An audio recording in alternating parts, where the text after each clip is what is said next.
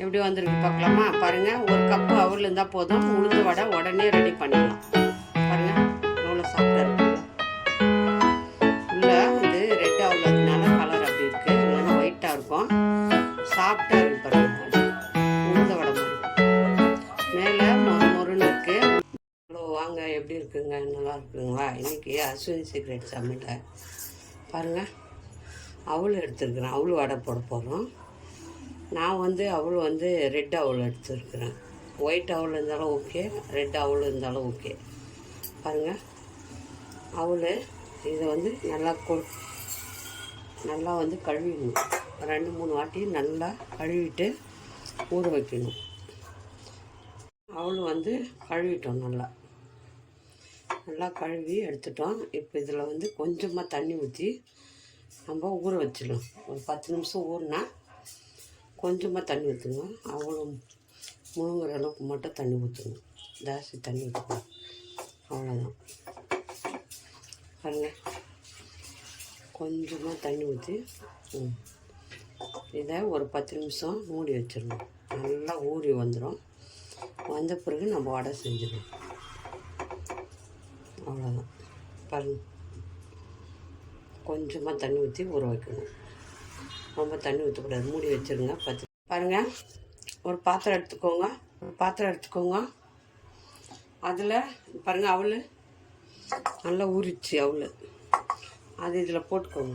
வெள்ளை அவல் இருந்தாலும் ஓகேங்க, சிகப்பு அவல் இருந்தாலும் செய்யலாம், நல்லாயிருக்கும்.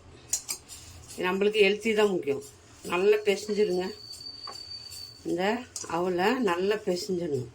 சூப்பராக வரும் வடை, உளுந்து வடை மாதிரி இருக்கும் சாப்பிட்றதுக்கு. உளுந்து வடையோட டேஸ்டியாக இருக்குங்க. ஏன்னா அவள் ரொம்ப நல்லா டேஸ்டி. சிம்பிளாக 10 நிமிஷத்தில் வடை செய்யணுன்னா இந்த மாதிரி செய்யலாம். உளுந்து பருப்பு ஊற வைக்கிற வேலை இல்லை, நம்ம அவள் ஊற வச்சா சரி, வடை ரெடி ஆகிடும். பாருங்கள், இந்த மாதிரி பிசைஞ்சுக்கணும் நல்லா. இப்போ நம்ம இதில் என்னென்ன போடலான்ட்டு பார்க்கலாம். பாருங்கள், கடல மாவு, அரிசி மாவு கொஞ்சம், கடல மாவு கொஞ்சம். பாருங்கள், அவலில் கொஞ்சம் கடல மாவு 1/2 கப்பு போட்டுன்னுக்கிறேன். அதில் 1/2 கப்பு அரிசி மாவு, 1/2 கப்பு கடல மாவு, 1/2 கப்பு அரிசி மாவு போட்டுக்கோங்க. அதிலே 1/4 கப்பு தயிர் போட்டுக்கோங்க. தயிர் வேணால் 1/2 கப்பு கூட போட்டுக்கோங்க. 1/4 கப்பு தான் நான் போட்டுக்கிறேன், கெட்டி தயிர். அதனால் 1/4 கப்பு தயிர் போட்டுக்கிறேன். அவல், கடல மாவு, அரிசி மாவு, தயிர். கொஞ்சம் கருவேப்பிலை எடுத்துருக்குறேன். கருவேப்பிலை கொஞ்சம், கொத்தமல்லி கொஞ்சம் போட்டுக்கோங்க. கொத்தமல்லியும் கட் பண்ணி போட்டுக்கோங்க பொடியாக. நல்லா டேஸ்டியாக இருக்கும் இந்த வடை. சிம்பிளாக பாருங்கள், உளுந்து ஊற வைக்க வேண்டியதில்லை, நம்ம சிம்பிளாக செஞ்சுக்கலாம் வீட்டில். கெஸ்ட்டு வந்தால் கூட. வெங்காயம் ஒன்று பொடியாக நைஸாக நறுக்கி போட்டுக்கோங்க. வெங்காயம், கொத்தமல்லி, கருவேப்பிலை, இது கூட 2 பச்சை மிளகா போட்டுக்கோங்க. நான் பச்சை மிளகா கொஞ்சம் போட்டுக்கின்னு பெப்பர் பொடியும் போடுறேன். காரம் எவ்வளோ வேணுமோ அவ்வளோ. பெப்பர் இல்லை, பெப்பர் பொடி காரத்துக்கு போட்டுக்கிறேன். அது கூட கொஞ்சம் சீரகம் போட்டுக்கோங்க. எவ்வளோ தேவையோ அவ்வளோ சால்ட் போட்டுக்கோங்க. கரெக்டாக நல்லா பிசைஞ்சிருங்க. நம்ம தண்ணி ஊற்றக்கூடாது, தயிர் இருக்கு இல்லையா, அந்த தயிர்லேயே பிசையணும் மாவு. தண்ணி ஊற்றாமல் தயிர்லேயே பிசைஞ்சிருங்க. நல்லா கெட்டி பதத்துக்கு வரணும். உளுந்து வடைக்கெல்லாம் எவ்வளோ லேட் ஆகுது, இது பாருங்கள் எவ்வளோ டேஸ்டியாக இருக்கும்.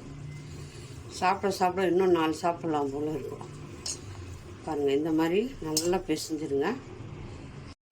பாருங்கள், நல்லா கெட்டியாக இருக்கும். தண்ணியாக இருக்கக்கூடாது, தண்ணி ஊற்றக்கூடாது. தயிர் போட்டோம் இல்லையா, அதில் ரொம்ப சாஃப்டாக வரும். அந்த தயிரில் தான் நம்ம இதை அவல், கடல மாவு, அரிசி மாவு எல்லாம் பிசைஞ்சிட்டோம். பாருங்கள், அப்படியே இப்படி இருக்கணும். இப்படி எடுத்தால் நம்ம உருண்டை பிடிச்சி இப்படி தட்டி போடுற மாதிரி இருக்கணும். எண்ணெய் சூடு பண்ணிட்டு வடை போட்டு எடுத்துக்கலாம். பாருங்கள், எண்ணெய் வச்சுட்டேன், எண்ணெய் சூடாகுது. இப்போ சின்னதாக உருண்டையாக இந்த மாதிரி உருண்டையாக ஊற்றிக்கோங்க. ஊற்றிட்டு உள்ளங்கையில் வச்சு நல்லா இப்படி ப்ரெஸ் பண்ணிடுங்க. ரொம்ப மெலிசாக தட்டக்கூடாது, கொஞ்சம் மோட்டாவாக உள்ளே வந்து ஓட்டை போட்டுக்கோங்க. அவ்வளோதான். இந்த மாதிரி எல்லாத்தையும் தட்டி ஒரு தட்டில் எடுத்து வச்சுக்கலாம். எண்ணெய் சூடாச்சு. இப்போ வந்து நம்ம இந்த மாதிரி தட்டி வச்சுக்கணும். பாருங்கள், கொஞ்சம் மொத்தமாக தட்டிக்கோங்க, ரொம்ப மெலிசாக தட்டக்கூடாது. இந்த மாதிரி சைஸில் தட்டிக்கோங்க, போட்டுருங்க. ஒரு 4 நாள் தட்டி இந்த மாதிரி வச்சுக்கின்னு நம்ம இதில் போட்டுக்கணும். உடனே திருப்பி போடக்கூடாது, 5 நிமிஷம் விட்டுடணும். 5 நிமிஷம் விட்டுடுங்க, அப்படியே வேகட்டும். வெந்த பிறகு திருப்பி போட்டுக்கலாம். பாருங்கள், மீடியமாக வச்சுக்கோங்க, ஹையில் வைக்காதுங்க. மெதுவாக திருப்பி விடுங்க ஒரு வடையை. ஹையில் வச்சிங்கன்னா உள்ளே வேகாது, அதனால் மீடியமாக வச்சுக்கோங்க. அப்போ உள்ளே நல்லா வெந்து வரும் வடை. எல்லா வடையும் தட்டி வச்சுருந்து இந்த மாதிரி வேக வச்சு எடுத்துக்கணும். அவ்வளோ சூப்பராக வந்து பாருங்கள் வடை. உளுந்த வடை கூட என்னங்க பண்ணுறது பாருங்கள், 10 நிமிஷத்தில் வடை. இதுதான் அவல் வடை. நல்லா உளுந்த வடை மாதிரி புசுன்னு வந்துக்குது பாருங்கள். நல்லா வெந்து வந்துடும். ஏன்னா நம்ம சிகப்பு அவல் போட்டதுனால வடை வந்து இப்படி தான் வரும் கலரு. அதே வெள்ளை அவல் போட்டாலும் நல்லா வெள்ளை வரும். பாருங்கள், குண்டான அவல் வடை செம்மையாக இருக்குங்க. எண்ணெய் கூட இழுக்காது. பாருங்கள், எல்லாம் எடுத்துக்கலாம்.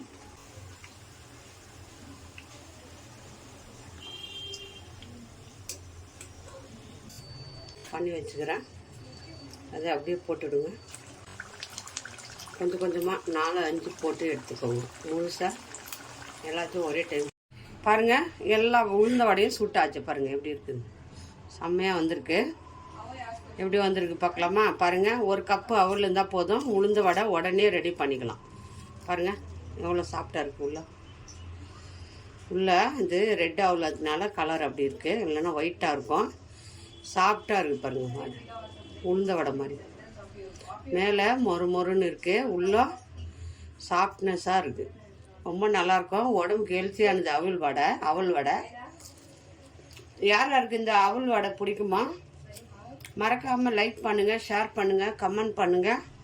அஸ்வினி சீக்ரெட்டை சர்ப்ரைஸ் பண்ணுங்கள். நம்ம இன்னொரு டிஷ்ஷில் பார்ப்போம்.